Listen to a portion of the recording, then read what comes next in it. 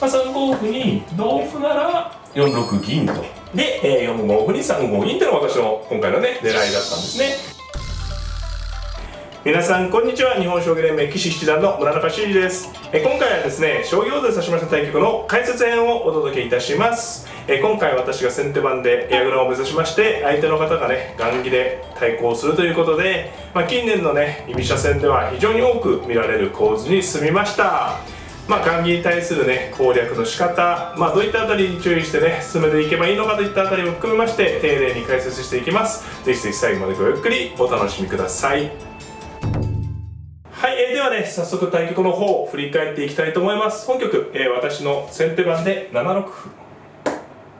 8四歩、6八銀、8五歩ですね、すみません、8五歩、7七銀、3四歩、7八金と、そして6二銀で2六歩。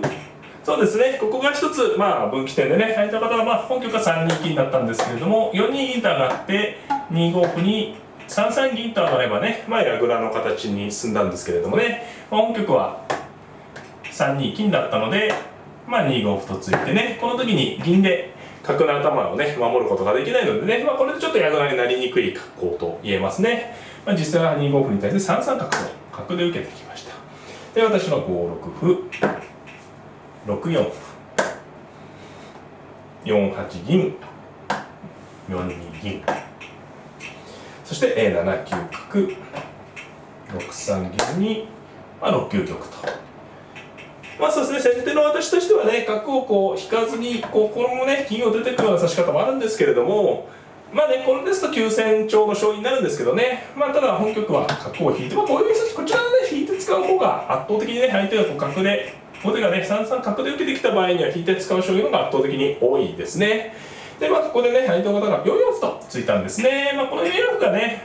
こうついた形になりますとね、少し穏やかな将棋ですよね。例えば逆ね、代わりに7四歩とついて、7三桂と飛ぶとね、角が通ったままの、戦いになりますとね、かなり先手としても、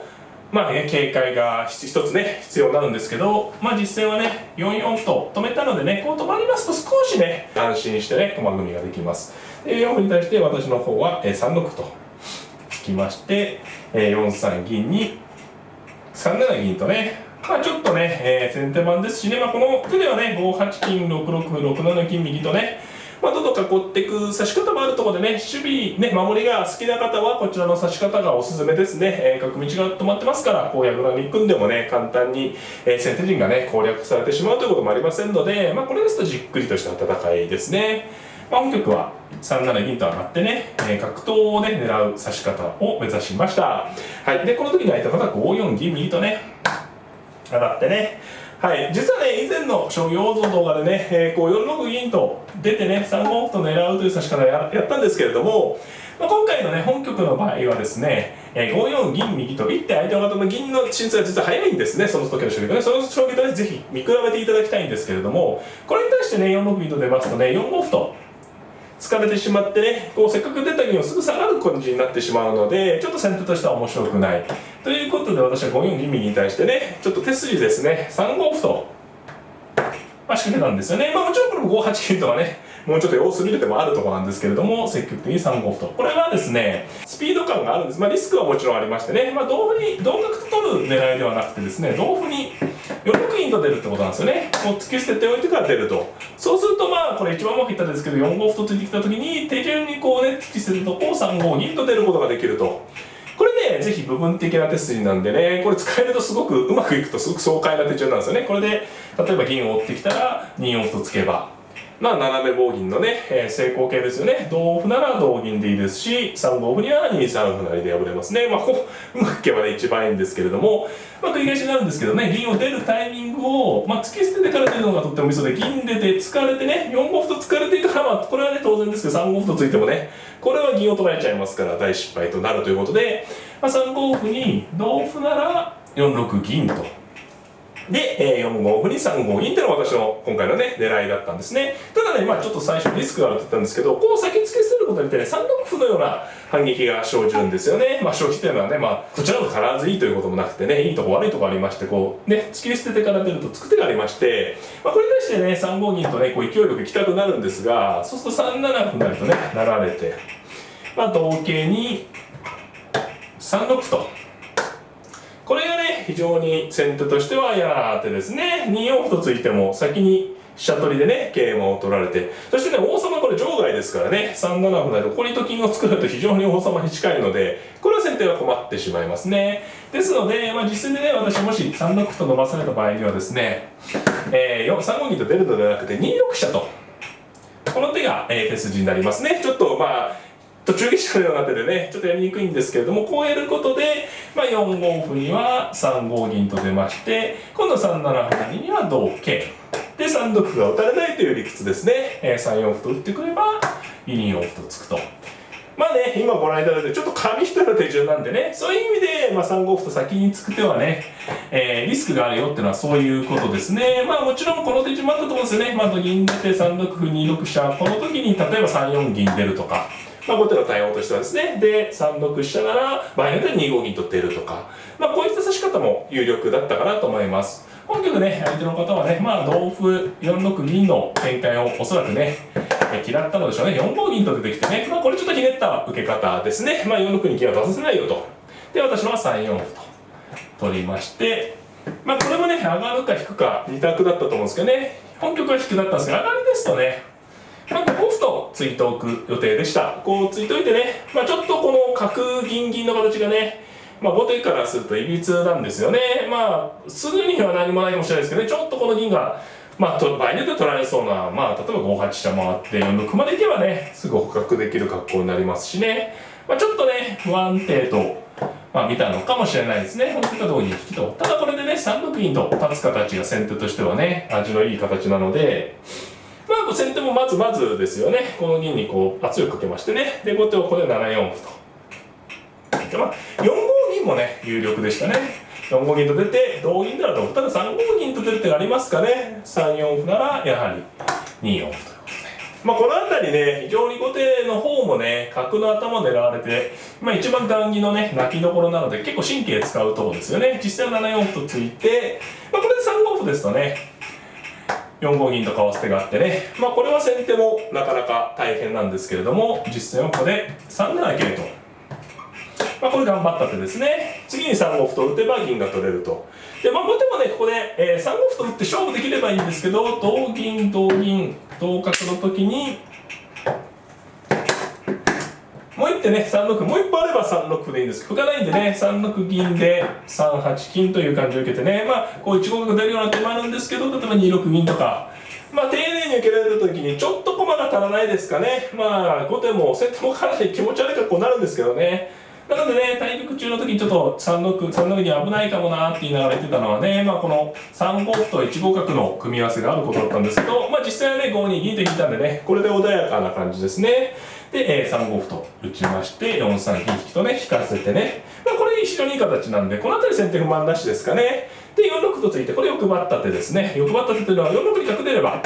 一番硬い格好で、角を出ておけば、この斜めのラインでね、後手の攻めを警戒できますし、この角王にもこの銀と桂が安定してますから、4六に角出た形というのはね、非常にこう、攻守にいい形なんですけど、ただここに角を出てしまうと、この銀と桂馬が若干使いにくくなるので、実戦は4六とついて、これちょっと欲張ったというのは、この歩を交換してから角がここに出れれば理想ってことですね。ちょっと欲張ってね。で、こうでいつでも攻めるときに4五歩合わせて攻めれるし、角も安定するしということで、4六というのはそういう意味で欲張った手ですね。で、後手の方は7三桂と飛びまして、4五歩に、ただね、相手もね、非常に強いのはね、私の方がこう欲張ってきたので、6五桂とね、この辺りね、当然ながら非常にしっかりした指し方ですよね。同歩同銀4五歩とかね、4四歩とか打てば穏やかなんですけど、これは銀引かれてね、次角出られると私のさっき言ったね、理想形が作られちゃうんですよね。ですので、相手のね、先手の今、大さじということでも勝負してきましたね。で、私は6六銀。ちょっと銀はね、引きにくいですね。引いて6六歩で取りに行ければいいんですけど、まあ4五歩と取ればいつでもこう角が通ってくるんでね、まあ具体的に言うと、例えば4五歩、まあ同銀、まあ8六歩とかね、こういう感じの時に6六歩がね、つける展開にならないので、まあこれもね、もちろんあったとは思うんですけど、この壁銀がね、ちょっと怖いのでね、まあ実戦は6六銀と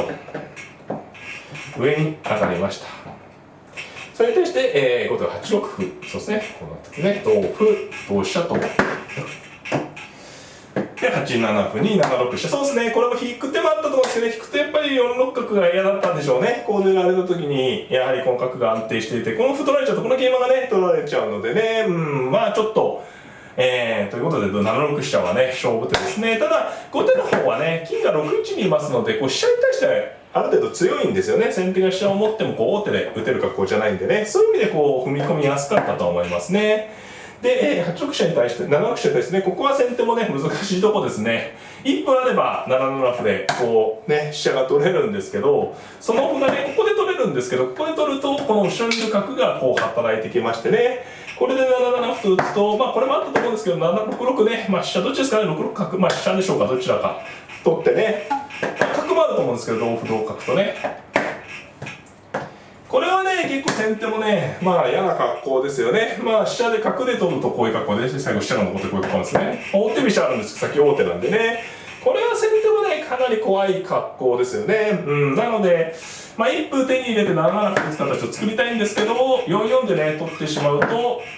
狙われてしまうのでね、そういったあたり非常に悩ましい。実際2四歩といっぱいつきました。これは場合によって1五角で出られるという決した手ですね。で、同歩。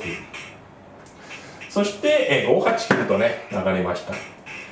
まあこれはね、自分の方から取ると同角で、まあ一歩入るんですけど、こうやって例えば後手の方が4五歩と取ってくれれば同桂で、自分で取るより桂馬とぶ手と金上がるって2手させるんですよね。これ違いお分かりいただけますかね。ここですぐ取っちゃうと、同角で金桂、金がバラバラですよね。まあ例えばこれ金上がって、まあ、ちょっと欲張ったですね。相手の方が取ってくれば同桂で、そうすると金上がった手と桂得で2つさせるっていうね。まあそういうちょっと欲張ったことですね。で、ただね、もちろんね、金上がって取ってくれればそういうことなんですけど、後手の方に手番が来たんで、3八というね、手筋ですね。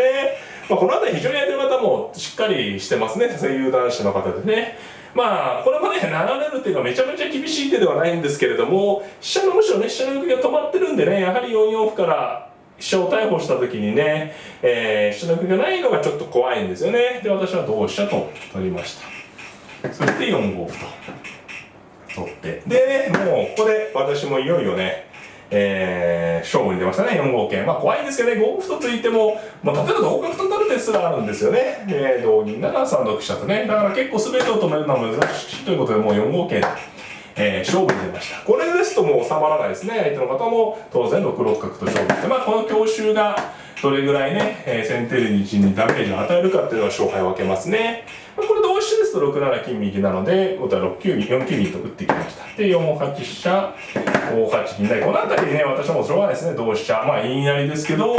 まあ、駒を蓄えてしっかり受けるという感じですね。で、5七金と。まあ、これもね、迫力なので、ただまあ、8八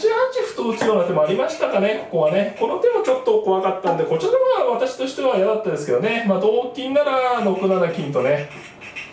ここに金を打つ手が非常に嫌な手ですよね。これはちょっと困っちゃいますかね。で、同角も、まあ本局のように5七金取った時に同角で取れないのでね、8八歩は結構ね、この局面有力だったと思います。こうね、打っときてはね。